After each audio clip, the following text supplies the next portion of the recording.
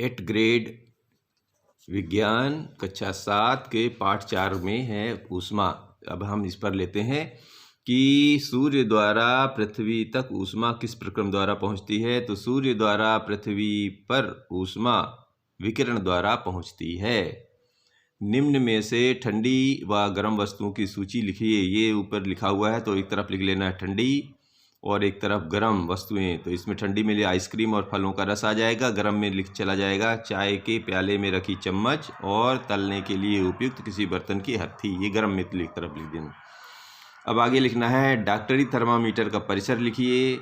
आ में है Celsius scale, बा में फ़ारेनहाइट। तो लिखना है पहले डॉक्टरी थर्मामीटर का परिसर। आ लिखना है सेल्सियस स्केल पर 35 डिग्री से 42 डिग्री सेंटीग्रेड तक, और बा में लिखना है फ़ारेनहाइट स्केल पर 94 डिग्री फ़ारेनहाइट से, एफ माने फ़ारेनहाइट, सी माने सेल्सियस, से 108 डिग्री फ़ारेनहाइट तक। चौथा लिखना है कि किन्हीं दो ऊष्मा चालक व ऊष्मारोधी पदार्थों के नाम लिखिए। तो ऊष्मा चालक पदार्थ एक तरफ लिख लेना है ऊष्मारोधी पदार्थ। ऊष्मा चालक में लोहा और तांबा, और ऊष्मारोधी में प्लास्टिक और सूखी लकड़ी।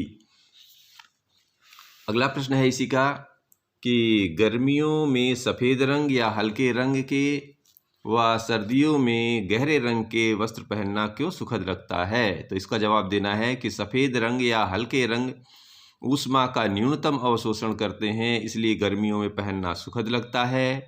गहरे या काले रंग ऊष्मा का अधिकतम अवशोषण करते हैं,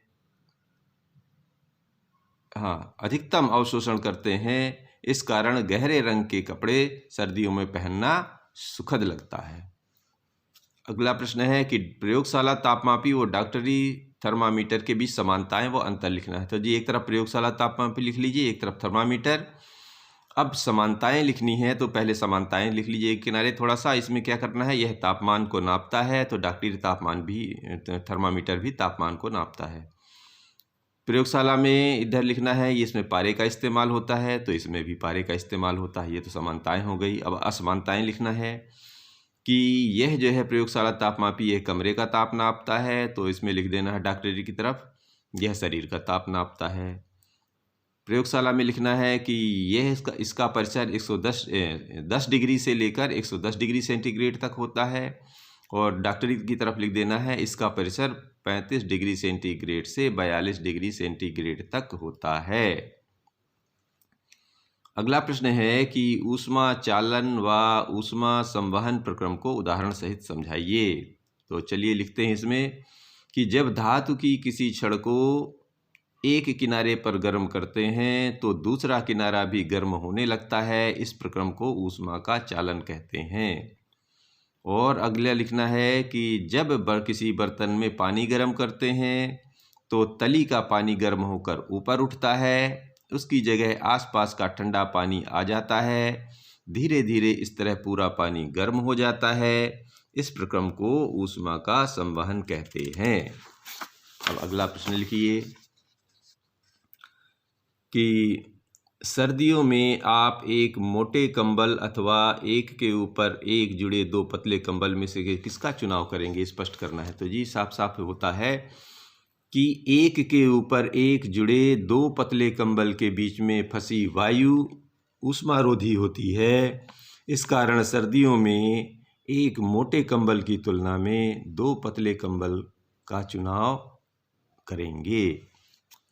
अगला प्रश्न है कि डॉक्टरी थर्मामीटर का चित्र बनाइए। डॉक्टरी थर्मामीटर को उपयोग करने के लिए आवश्यक सावधानियां क्या क्या हैं, ये बताना है। तो लिखिए जी, ये जो डॉक्टरी थर्मामीटर का फोटो बना हुआ है, देख लीजिए इस तरह बना देना है। इसमें कुछ पैमाने बना देना है और इस पर बीच में ऐसे अंश की पैमाने लिख देने हैं, और इसके बारे में लिखना है कि उपयोग से पहले और बाद में थर्मामीटर को धो लेना चाहिए। उपयोग से पहले पारे को 35 डिग्री से नीचे होना चाहिए। थर्मामीटर को पढ़ते समय पारे का तल आँख की सीध में हो।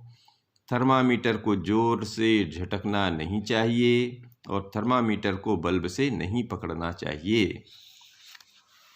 इसका आखिरी प्रश्न है कि जल समीर एवं थल समीर का चित्र बनाकर व्याख्या करना है। तो ये किताब में ऑलरेडी बना हुआ है, देखिए हमने भी इसको बनाने की कोशिश की है। आप भी ऐसे बना लेना, कुछ अपने से भी बना ही दिमाग लगा के बना सकते हैं।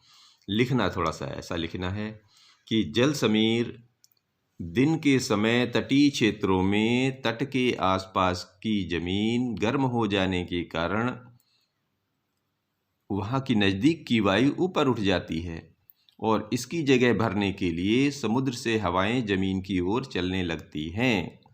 इसे जल समीर या समुद्र समीर कहते हैं।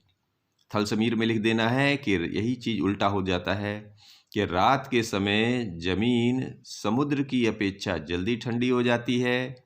इससे समुद्र के ऊपर की हवाएं गर्म होकर ऊपर उठ जाती हैं।